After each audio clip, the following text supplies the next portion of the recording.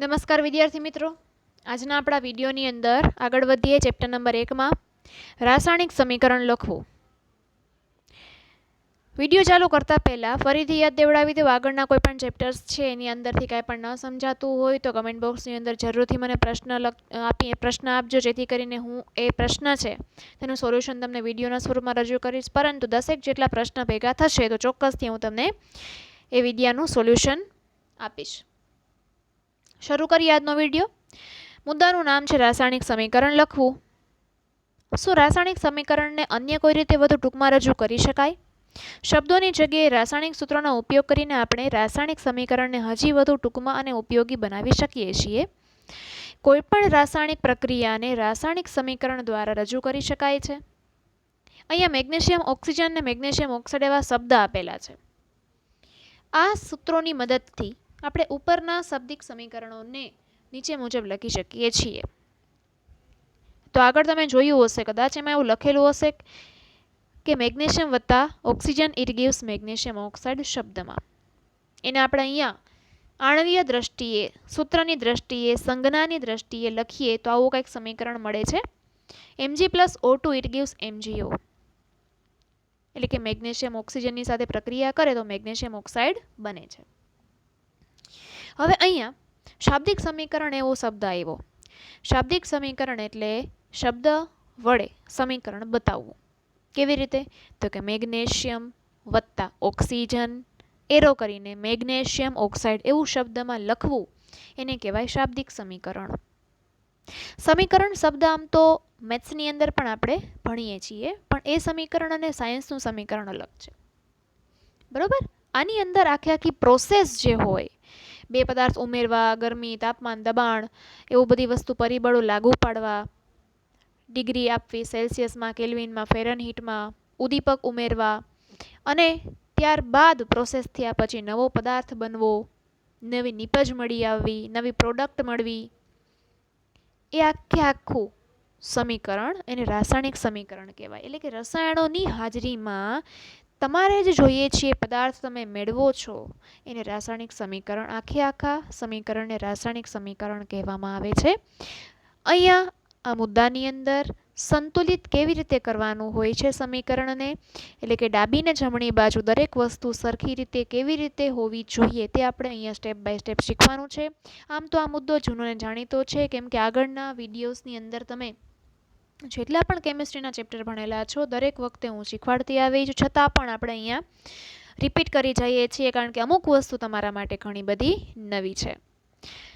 તો જોઈએ કે અહીંયા તીર આપેલું છે. તીરની નિશાનીની ડાબી સાઈડ એટલે કે લેફ્ટ હેન્ડ સાઈડ તમે જુઓ અને રાઈટ હેન્ડ સાઈડ એટલે કે જમણી બાજુ જુઓ. LHS અને RHS એમાં તમે જુઓ તો દરેકની અણુ અને પરમાણુની સંખ્યા ગણો તો શું દરેક બાજુએ પરમાણુની સંખ્યા સરખી છે? તો કે ના. જો ન હોય તો તે સમીકરણ રાસાયણિક રીતે અસંતુલિત કહેવામાં આવે છે, કારણ કે સમીકરણની દરેક બાજુના દળ સમાન નથી. દળ એટલે કે સાથે સાથે દરેકના પરમાણુ ભાર પણ અહીંયા જોવામાં આવે છે. આ પ્રકારના રાસાયણિક સમીકરણને માળખાકીય રાસાયણિક સમીકરણ કહેવાય. એટલે કે રાસાયણિક સમીકરણ તો છે પણ ફક્ત રાસાયણિક માળખાકીય સમીકરણ. કેવી રીતે? તો કે એટલી ખબર છે કે મેગ્નેશિયમ ઓક્સિજન સાથે સળગે અને મેગ્નેશિયમ ઓક્સાઇડ આપે છે, એટલે કે મેગ્નેશિયમ હવાની સાથે સળગે છે, આવું માળખું છે. ધાતુની ઓક્સિજન સાથે પ્રક્રિયા થાય છે, પણ એ સંતુલિત નથી, બેલેન્સ નથી, ઇમ્બેલેન્સ છે. તો બેલેન્સ કરવા માટે હવે આપણે સ્ટેપ બાય સ્ટેપ શીખવાનું છે રાસાયણિક સમીકરણને સંતુલિત કરવા માટેની પદ્ધતિઓ. મુદ્દાનું નામ છે સંતુલિત રાસાયણિક સમીકરણ. ધોરણ 9માં તમે શીખી ગયા છો તે દળ સંચયનો નિયમ યાદ કરો કે કોઈ પણ રાસાયણિક પ્રક્રિયામાં દ્રવ્યનું સર્જન થતું નથી કે તેનો વિનાશ થતો નથી. એટલે કે રાસાયણિક પ્રક્રિયાની નિપજોમાં હાજર રહેલા તત્વોનું કુલ દળ એ પ્રક્રિયકોમાં હાજર રહેલા તત્વોના કુલ દળ જેટલું હોય. એટલે કે પ્રક્રિયક અને નિપજ એટલે શું? પહેલા તો કે એરો હોય, એરાની ડાબી બાજુ જે પદાર્થો છે પ્લસ વાળા, ખાલી જગ્યા પ્લસ ખાલી જગ્યા, તે એને પ્રક્રિયક કહેવાય. અને એરાની જમણી બાજુ જે કંઈ પદાર્થો મળશે આપણને નવીન બંધારણવાળા, નવા સ્ટ્રક્ચરવાળા, નવા ગુણધર્મોવાળા, એને કહેવામાં આવે છે નિપજ. પ્રોડક્ટ જે મળી આવશે તે. પ્રક્રિયકને બીજી રીતે કેવી રીતે બોલાય? તો કે જે પદાર્થ પ્રક્રિયામાં ભાગ લેતા હશે, જેમ કે સોડિયમ અને ક્લોરીન, એ પદાર્થને તમે પ્રક્રિયામાં લ્યો છો, વાપરો છો, યુઝ કરો છો, ઉપયોગ કરો છો, એને પ્રક્રિયક કહેવાય. એ બંને પ્રક્રિયક ભેગા થશે એટલે શું થશે તો કે NaCl. તો નવીન બંધારણવાળું તમને મીઠું મળ્યું. મીઠું મળ્યું NaCl સોડિયમ ક્લોરાઇડ મળ્યું, જેમાં સોડિયમ અને ક્લોરીન બે હવે ભેગા છે, પહેલાં છૂટા હતા. તો છૂટા જે છે એરાની ડાબી બાજુ તેને પ્રક્રિયક કહેવાય. એ બંનેના અણુ પરમાણુની સંખ્યા, તેનો પરમાણુ ભાર અને ભેગા થઈ ગયા પછી પણ અણુ પરમાણુની સંખ્યા અને પરમાણુ ભાર સરખા હોય તો ને તો જ આખું સમીકરણ, એટલે કે એરાની ડાબી અને એરાની જમણી બાજુથી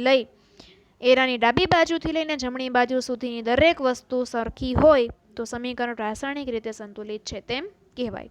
એ આપણે અહીંયા શીખવાનું છે. બીજી રીતે કહીએ તો કોઈ પણ રાસાયણિક પ્રક્રિયા શરૂ થતા પહેલા, એટલે કે એરાની ડાબી બાજુ હજી તમે પદાર્થો ખાલી લીધા છે, બરોબર, અને પ્રક્રિયા પૂર્ણ થયા પછી દરેક તત્વના પરમાણુની સંખ્યા સમાન રહે, તેથી જ માળખાકીય સમીકરણ છે તે સંતુલિત કરવું જરૂરી બને છે. શું રાસાયણિક સમીકરણ 1.2 એટલે કે ઉપર મેગ્નેશિયમ ઓક્સાઇડ વાળું સમીકરણ છે તે સંતુલિત છે તો કે ના? ચાલો આપણે રાસાયણિક સમીકરણને તબક્કાવાર સંતુલિત કરતા શીખીએ. પ્રવૃત્તિ 1.3 માટે શાબ્દિક સમીકરણ નીચે પ્રમાણે રજૂ કરી શકાય. હવે પ્રવૃત્તિ 1.3 તમે ટેક્સ્ટબુકની અંદર જોઈ શકો છો, જે કોનિકલ ફ્લાસ્ક વાળી છે, જેમાં દાણાદાર ઝીંક લીધેલું હતું, સલ્ફ્યુરિક એસિડ લીધેલો હતો, મંદ એસિડ લીધેલો હતો અને તેમાંથી હાઇડ્રોજન વાયુ છૂટો પડતો હતો અને સાથે સાથે ફ્લાસ્કની અંદર છેલ્લે પદાર્થ જે વધે છે, નિપજ વધે છે, તે કહેવાય ઝીંક સલ્ફેટ. તમે આકૃતિમાં જોઈ શકો છો, બરોબર. અહીંયા એને શબ્દ વડે પહેલાં તો રજૂ કરેલું છે કે શાબ્દિક સમીકરણ કેવી રીતે એ પ્રવૃત્તિ માટે લાગુ પડે, કેવી રીતે લખી શકાય તો કે ઝીંક વત્તા sulphuric acid it gives zinc sulphate વત્તા હાઇડ્રોજન. આ થયું શબ્દો વડે લખાતું સમીકરણ, શાબ્દિક સમીકરણ. હવે એ જ શાબ્દિક સમીકરણને રાસાયણિક રીતે સંજ્ઞામાં દર્શાવીએ તો કે ઝીંક એટલે કે Zn પ્લસના પ્લસ એમનમ, સલ્ફ્યુરિક એસિડ એટલે H2SO4, it gives zinc sulphate એટલે કે ZnSO4 પ્લસના પ્લસ એમનમ, હાઇડ્રોજન એટલે કે H2. દરેકના અણુને પરમાણુને તમે સંખ્યા ગણો તો અહીંયા ડાબી સાઈડ મારું પોઇન્ટર છે ત્યાં તમે જુઓ તો ઝીંક એક જ છે, જમણી બાજુ પણ ઝીંક એક જ છે, હાઇડ્રોજન ડાબી બાજુ 2 છે, હાઇડ્રોજન જમણી બાજુ 2 છે, સલ્ફર ડાબી બાજુ 1 છે, સલ્ફર જમણી બાજુ 1 છે, ઓક્સિજન ડાબી બાજુ 4 છે, જમણી બાજુ પણ ઓક્સિજન 4 છે. એટલે કે આ સમીકરણ રાસાયણિક રીતે પૂરી રીતે સંતુલિત છે તેમ કહેવાય, કારણ કે તેમાં બંને તરફ રહેલા જુદા જુદા પરમાણુઓની સંખ્યા સરખી છે. અહીંયા તમે જોઈ શકો છો.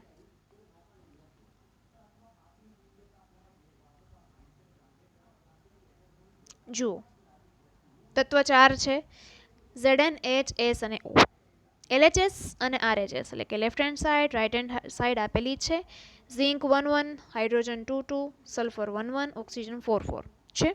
એટલે ઉપરનું ત્રીજું સમીકરણ છે એમાં દરેક બાજુની દરેક તત્વની સંખ્યા પરમાણુની સરખી હોવાથી આ સમીકરણ સમતોલિત રાસાયણિક સમીકરણ કહેવાય. બીજું ઉદાહરણ આપેલું છે, Fe plus H2O it gives Fe3O4 plus H2. લોખંડની પાણી સાથે પ્રક્રિયા થાય છે ત્યારે લોખંડનો ઓક્સાઇડ બને છે અને હાઇડ્રોજન વાયુ છૂટો પડી જાય છે, બરોબર. હાઇડ્રોજન વાયુ છૂટો કદાચ ન પડત તો હાઇડ્રોક્સાઇડ પણ બની શકે, મળી શકે અહીંયા, કારણ કે ધાતુની પાણી સાથે નોર્મલી પ્રક્રિયા થાય તો હાઇડ્રોક્સાઇડ પણ બને છે. હવે અહીંયા તમે જોઈ શકો છો ડાબી બાજુ લોખંડ એક જ છે પરમાણુ તરીકે અને જમણી બાજુ 3 લોખંડ છે.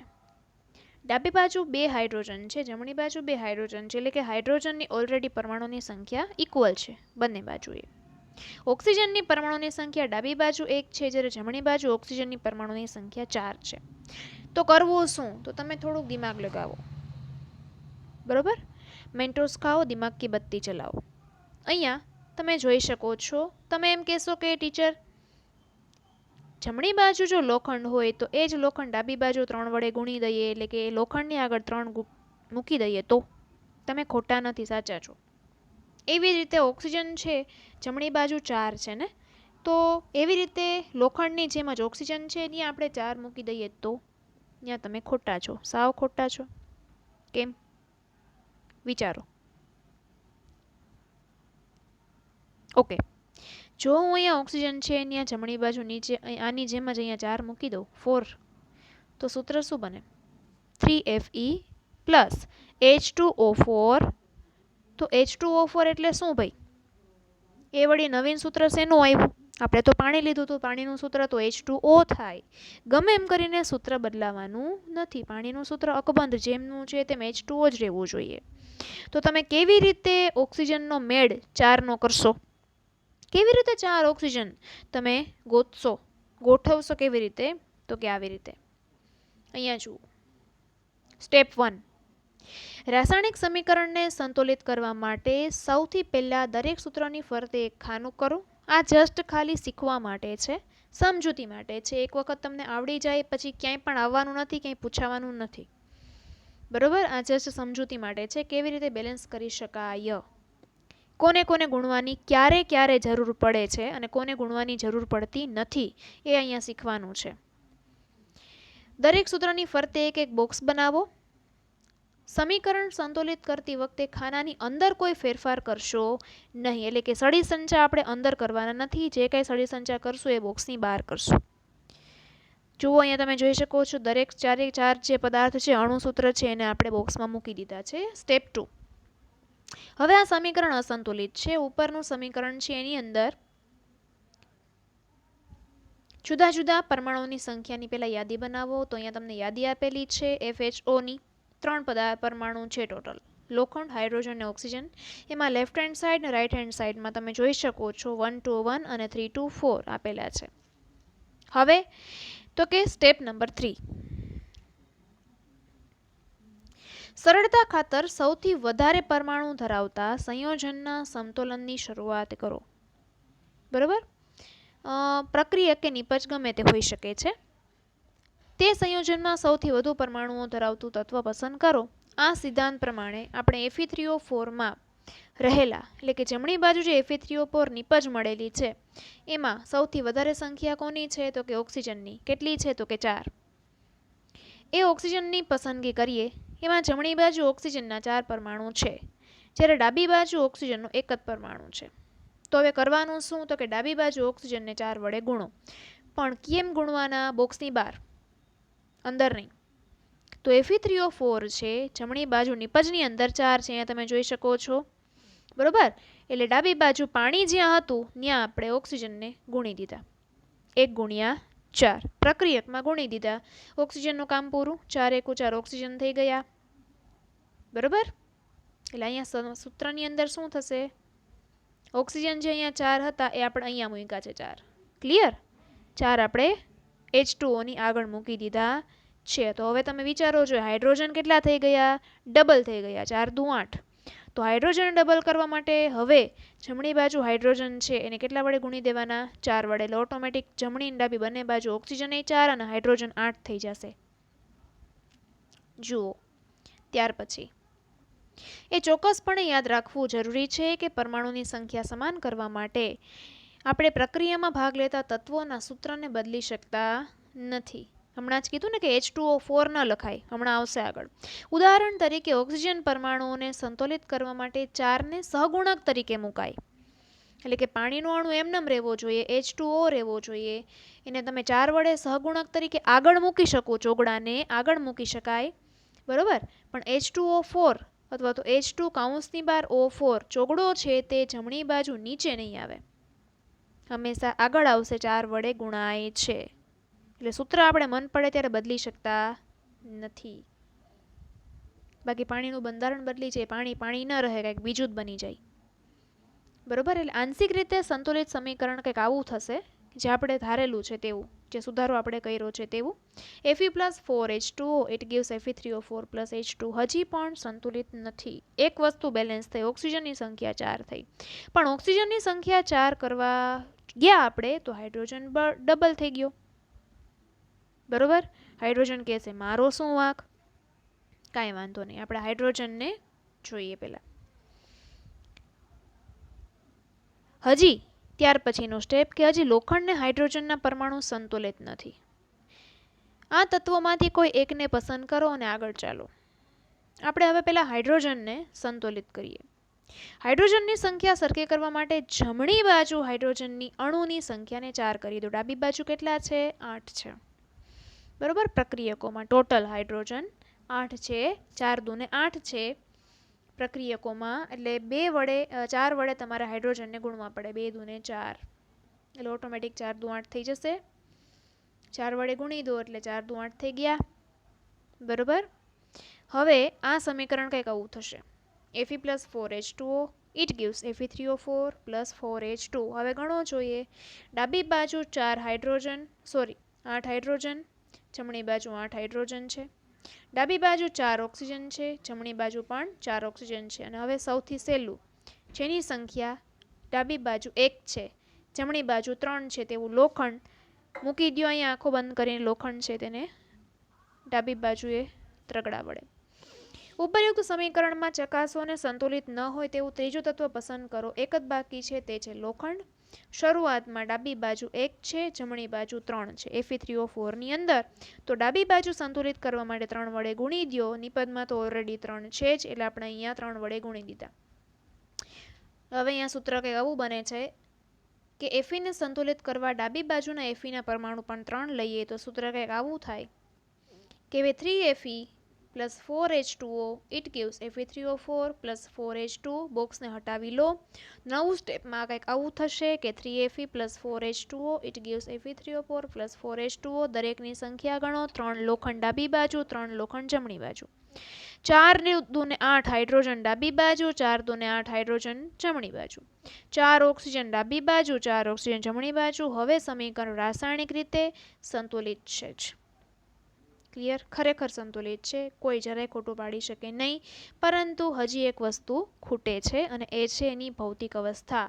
આમાં કોઈ ઘન છે, કોઈ પ્રવાહી હશે તો કોઈ વાયુ હશે, જે આપણે લખવું ફરજિયાત છે. અને એટલા માટે મેં અહીંયા જમણી બાજુ તમે જોઈ શકો છો અહીં MP લખેલું છે. અહીંયા ભલે સમજૂતી એવું લખેલું છે, પણ આનો ઉપયોગ તમારે પરીક્ષામાં કરવાનો છે. સમજૂતી એવો શબ્દ એટલા માટે લખેલો છે કે અત્યારે સમજવાનું છે આ મુદ્દો. પરીક્ષામાં આમાંથી શું પૂછાશે? ભૌતિક અવસ્થા તમારે લખવાની કમ્પલસરી પૂછાશે. એવો પ્રશ્ન નહીં પૂછે કે ભૌતિક અવસ્થા વિશે ટૂંકમાં સમજૂતી આપો, એવું નહીં પૂછાય. અત્યારે સમજવાનું છે, પણ IMP લખેલું છે કે સમજૂતીની સાથે IMP. એટલે આ સમજૂતી મહત્વની છે, પરીક્ષાને લગતી છે. સમીકરણ 1.9 અહીંયા તમે જોઈ શકો છો કે બંને બાજુએ પરમાણુની સંખ્યા સરખી છે. રાસાયણિક રીતે સમીકરણ સંતુલિત છે. આ સમીકરણ સંતુલિત કરવાની રીત ક્વેશ્ચન નંબર પહેલો 1 માર્કનો MCQ અંડરલાઈન કરો. હિટ એન્ડ ટ્રાયલ પદ્ધતિ કહેવામાં આવે છે. કારણ કે આ પ્રયત્ન દ્વારા નાનામાં નાના પૂર્ણાંક સહગુણક વડે પણ સમીકરણ તમે સંતુલિત કરી શકો છો. ત્યાર પછીનું સ્ટેપ છે ભૌતિક અવસ્થાઓની સંજ્ઞાઓ લખવી. ભૌતિક અવસ્થાઓ કેવી? તો કે 4 પ્રકારની ઘન, પ્રવાહી, વાયુ અને જલીય દ્રાવણ એટલે કે એક્વા, જેને એક્વિયસ કહેવામાં આવે છે. ધ્યાનપૂર્વક ઉપર દર્શાવેલા સંતુલિત સમીકરણને તપાસો તો શું દરેક પ્રક્રિયક અને દરેક નિપજ એટલે કે એરાની ડાબી અને જમણી બાજુ ભૌતિક અવસ્થા વિશેની માહિતી આપણને પ્રાપ્ત થાય છે. લોખંડ અહીંયા કેવું લીધેલું છે? પીગળેલી અવસ્થામાં લીધેલું છે કે ઘન અવસ્થામાં? પાણી કેવી અવસ્થામાં લીધેલું છે? બરફ લીધો તો, પ્રવાહી સ્વરૂપમાં લીધું હતું કે પાણીની વરાળ હતી? અહીંયા આપણને જે Fe3O4 મળે છે એ લિક્વિડ સ્વરૂપે મળે છે કે વાયુ સ્વરૂપે મળ્યું છે કે પાવડર સ્વરૂપે ઘન સ્વરૂપમાં મળ્યું છે? હાઇડ્રોજન વાયુ સ્વરૂપે છૂટો પડી જાય છે કે હાઇડ્રોજન કેવી રીતે પ્રાપ્ત થયો છે? આપણને કાંઈ ખબર નથી. ખબર હોવી જોઈએ. કારણ એ આપણે આગળ આ ચેપ્ટરમાં ભણશું. બરોબર છે? જુઓ,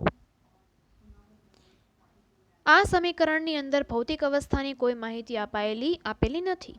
આથી રાસાયણિક સમીકરણને વધુ માહિતીપ્રદ બનાવવા માટે પ્રક્રિયક અને નિપજના રાસાયણિક સૂત્ર સાથે તેમની ભૌતિક અવસ્થાઓનો ઉલ્લેખ કરવામાં આવે છે. આ અવસ્થાઓ છે અનુક્રમે વાયુરૂપ, પ્રવાહી, જલીય અને ઘન. વાયુરૂપ એટલે કે ગેસિયસ, એને ટૂંકમાં લખાય સ્મોલ g.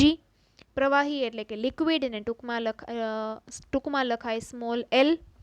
જલીય દ્રાવણ એટલે કે એક્વિયસ, જેને ટૂંકમાં લખાય સ્મોલ aq. અને ઘન એટલે કે સોલિડ, જેને ટૂંકમાં લખાય સ્મોલ s. વગેરે જેવા સંકેતો વડે અવસ્થાઓ દર્શાવવામાં આવે છે. પાણીમાં બનાવેલા દ્રાવણમાં પ્રક્રિયક અથવા નિપજમાં જો હાજર હોય તો જલીય દ્રાવણ એક્વા શબ્દ લખાય છે. ત્યાં પછી લિક્વિડ નહીં લખવાનું. બરોબર? એસિડ છે તમે પાણીમાં ઓગાળો છો એટલે કે HCl વત્તા H2O, તો તમને ઉપર લખાઈને આપશે કે મંદ એસિડનું જલીય દ્રાવણ. એટલે લખવાનું HCl, પણ ત્યાં લિક્વિડ L નહીં આવે, ત્યાં આવશે એક્વા. કારણ કે જલીય દ્રાવણ છે એટલા માટે. અને મંદ શબ્દ આવે એટલે થોડીક આપણને ખબર હોવી જોઈએ. મંદ શબ્દ એટલે પાણીની હાજરી હોય જ, એટલે ત્યાં લિક્વિડ નહીં લખવાનું. મંદ શબ્દ આવે એટલે એકવાર લખી જ નાખવાનું. હવે આ સમીકરણને આપણે અવસ્થા લગાડીએ તો લોખંડ છે તે ઘન સ્વરૂપે હોવાથી અહીંયા તમે જોઈ શકો છો જમણી બાજુ સ્મોલ s બતાવેલો છે. બરોબર. પાણી છે તે અહીંયા વરાળ સ્વરૂપે છે એટલે પાણીની અવસ્થા ગેસિયસ. અહીંયા તમને બે સાથે લોખંડની પાણીની વરાળ સાથે પ્રક્રિયા થાય છે ત્યારે લોખંડ ઓક્સાઇડ મળે છે સોલિડ અવસ્થામાં અને હાઇડ્રોજન વાયુ સ્વરૂપે છૂટો પડી જાય છે એટલે ગેસિયસ લખેલું છે. તો અહીંયા તમે જોઈ શકો છો કે H2O ની સાથે G સંજ્ઞાનો ઉપયોગ એવો બતાવે છે કે આ પ્રક્રિયામાં પાણીનો ઉપયોગ બાષ્પ સ્વરૂપે વરાળ સ્વરૂપે કરવામાં આવ્યો છે. સામાન્ય રીતે જ્યાં સુધી જરૂરી ન હોય ત્યાં સુધી રાસાયણિક સમીકરણમાં ભૌતિક અવસ્થાઓનો સમાવેશ કરવામાં આવતો નથી. પણ કેટલીક વખત અમુક પ્રક્રિયાની પરિસ્થિતિઓ જેવી કે દબાણ, તાપમાન, ઉદ્દીપક સમીકરણમાં તીરની નિશાનીની ઉપર અથવા નીચે પણ દર્શાવવામાં આવે છે. આ નવો મુદ્દો આવ્યો. અવસ્થાનો મુદ્દો પૂરો થઈ ગયો. જરૂર હોય ત્યાં કમ્પલસરી બતાવવાની છે જે આપણે આગળ જોશું. એક વસ્તુ, કોઈ પણ વસ્તુના જ્યારે ઓક્સાઇડ મળતા હોય, હાઇડ્રોક્સાઇડ મળતા હોય, ક્લોરાઇડ, ફ્લોરાઇડ કે હાઇડ્રાઇડ મળતા હોય અને પાણીની અવસ્થા, આટલી વસ્તુ કમ્પલસરી બતાવવી જરૂરી છે. બરોબર. આ ઉપરાંત એમાં તમે પરિબળ તરીકે શું વાપરો છો? દબાણ, તાપમાન, ઉદ્દીપક ઉમેરો છો, ગરમી ઉમેરો છો, શું થાય છે એ વસ્તુ બતાવવા માટે એરાની ઉપર અથવા નીચે તરફ તમારે લખવાનું હોય છે કે તાપમાન આટલા અંશ સેલ્સિયસ છે, આટલા ફેરનહીટ છે કે આટલા કેલ્વિન છે, આટલા બાર દબાણ છે, આટલા વાતાવરણ દબાણ છે, આ પદાર્થ ઉમેરો છો, એ બધું એરાની ઉપર અથવા નીચે લખવામાં આવે છે. જેમ કે અહીંયા તમે જોઈ શકો છો કાર્બન મોનોક્સાઇડ CO વાયુ છે એટલે ગેસિયસ એટલે G લખેલું છે અવસ્થા, વત્તા હાઇડ્રોજન વાયુ તરીકે લીધેલો છે એટલે ગેસિયસ. ઇટ ગિવ્સ એમાં વાતાવરણના દબાણનો ઉપયોગ કરેલો છે 340 વાતાવરણ. એ કાર્બન મોનોક્સાઇડની હાઇડ્રોજન વાયુ સાથે પ્રક્રિયા થાય ત્યારે વાતાવરણની હાજરીમાં, દબાણની હાજરીમાં CH3OH મિથેનોલ નામનો પદાર્થ મળે છે જે મળે છે પ્રવાહી સ્વરૂપે એટલે અહીંયા લિક્વિડ એવું બતાવેલું છે. તમે અહીંયા જોઈ શકો છો L લખેલું છે. ત્યાર પછી બીજું સમીકરણ છે અને આ છે પ્રકાશ સંશ્લેષણની પ્રક્રિયાનું સમીકરણ. અતિશય MP છે એટલે મેં 1 માર્ક લખેલો છે. 1 માર્કમાં પૂછાશે. આ પ્રશ્ન ફેરવીને પણ પૂછાય છે એટલે ખાસ પાકું કરી લેવાનું. 6CO2 અહીંયા એકવા બતાવેલું છે. નોર્મલી કાર્બન ડાયોક્સાઇડ વાયુ હોય નહીં, છે આમ તો કાર્બન ડાયોક્સાઇડ વાયુ છે, પરંતુ એ કાર્બન ડાયોક્સાઇડને પાણી સાથે દ્રાવ્ય કરેલો છે, મિક્સ કરેલો છે એટલે હવે કાર્બન ડાયોક્સાઇડનું જલીય દ્રાવણ થઈ જાય એટલે અહીંયા એકવા બતાવેલું છે. ખાસ યાદ રાખજો. આ જલીય દ્રાવણની ફરીથી પાછી 12 પાણીના અણુ સાથે પ્રક્રિયા થાય છે અને આ પાણી છે લિક્વિડ સ્વરૂપે. કાર્બન ડાયોક્સાઇડ પાણી સાથે પ્રક્રિયા કરે છે સૂર્યપ્રકાશની હાજરીમાં અને ક્લોરોફિલની મદદ વડે. એટલે આખી પ્રોસેસ ક્લોરોફિલની હાજરીમાં થાય. ક્લોરોફિલ ક્યાં હોય? વનસ્પતિની અંદર. તો એનો મતલબ એવો થયો કે આખી પ્રોસેસ જે છે, આ આખી પ્રોસેસ છે વનસ્પતિની અંદર પાંદડામાં થાય છે. 6CO2 સ્વાભાવિક છે. હવે તો કાર્બન ડાયોક્સાઇડ જલીય દ્રાવણ સ્વરૂપે જ હોય ને, અને વનસ્પતિમાં પાણી તો છે જ જે મૂળિયા વડે નીચેથી ઉપર લેશે, એની સાથે દ્રાવ્ય થાય, સૂર્યપ્રકાશ ઉપરથી લે છે, પાંદડામાં ઝીણા ઝીણા કાણા હોય છે, એના વડે સૂર્યપ્રકાશ લેશે, વાતાવરણ કાર્બન ડાયોક્સાઇડ લઈ લેશે. ક્લોરોફિલ એની પાસે હરિતદ્રવ્ય તો છે જ, ક્લોરોફિલ એટલે હરિતદ્રવ્ય, અને આ પ્રક્રિયા દ્વારા ખોરાક બનાવે છે. એ ખોરાકને કહેવાય છે ગ્લુકોઝ, જેનું સૂત્ર છે C6H12O6. આ પણ જલીય દ્રાવણ સ્વરૂપે જ હોય કારણ કે પાંદડાના કોષની અંદર, પર્ણના કોષોમાં પાણી હોય, એ દરેક પદાર્થ છે તે પાણીમાં મિક્સ થઈ ગયેલો હોય એટલે જલીય દ્રાવણની જ બધી અવસ્થા આવશે. પ્રક્રિયાને અંતે ઓક્સિજન પણ છૂટો પડે છે. એ પણ પાણીની અંદર જ છૂટો પડે છે. જે કોષની અંદરનું પાણી હોય છે વનસ્પતિની અંદર, તેમાં જ છૂટું પડે છે અને પછી વાતાવરણમાં બહાર નીકળી જાય છે વાયુ સ્વરૂપે. અને છૂટું પડે છે છેવટે પાણી પ્રવાહી સ્વરૂપે 6 અણુ સાથે. બરોબર. આખી પ્રક્રિયા છે અને પ્રકાશ સંશ્લેષણની પ્રક્રિયાનું સમીકરણ કહેવાય. એટલે તમારી ટેક્સ્ટ બુકમાં અહીંયા જમણી બાજુ જગ્યા છે ત્યાં લખી નાખજો પ્રકાશ સંશ્લેષણની પ્રક્રિયાનું સમીકરણ. ગ્લુકોઝનું સૂત્ર ખાસ, એમાં કાર્બન ડાયોક્સાઇડ ને ઓક્સિજનનું સૂત્ર પૂછાય અને આખું સમીકરણ પણ પૂછાય છે, જે ફેરવીને પણ પૂછાય છે ઘણીવાર, એટલે ખાસ યાદ રાખજો. 6CO2 plus 12H2O, it gives C6H12O6 plus 6O2 plus 6H2O. આ આખી પ્રક્રિયા સૂર્યપ્રકાશની ક્લોરોફિલની હાજરીમાં થાય છે. વાતાવરણનો કાર્બન ડાયોક્સાઇડ જમીનમાંથી પાણી લેવામાં આવે મૂળિયામાંથી, અને સૂર્યપ્રકાશની ક્લોરોફિલની મદદ વડે વનસ્પતિ કાર્બોદિત સ્વરૂપે ગ્લુકોઝ નામનો જે ખોરાક બનાવે છે તેને પ્રકાશ સંશ્લેષણની ક્રિયા કહેવામાં આવે છે, જેમાં પ્રક્રિયાને અંતે ઓક્સિજન છૂટો પડે, જેનો ઉપયોગ આપણે કરીએ છીએ. દરેકની અવસ્થા બતાવવી ફરજિયાત છે. આ સ્ટેપનો ઉપયોગ દ્વારા શું તમે આ પ્રકરણમાં અગાઉ આપેલા સમીકરણ 1.2 ને સંતુલિત કરી શકો? તો કે હા. અને આ સંતુલિત સમીકરણ 1.2 એટલે મેગ્નેશિયમ ઓક્સાઇડ વાળું જે સૌથી પહેલા આપણે શીખા, તમારે મને બેલેન્સ કરીને મને કમેન્ટ બોક્સમાં મોકલવાનું છે. આ વિડીયો લાઇક કરજો, શેર કરજો અને સબસ્ક્રાઈબ કરવાનું ભૂલતા નહીં. Thank you.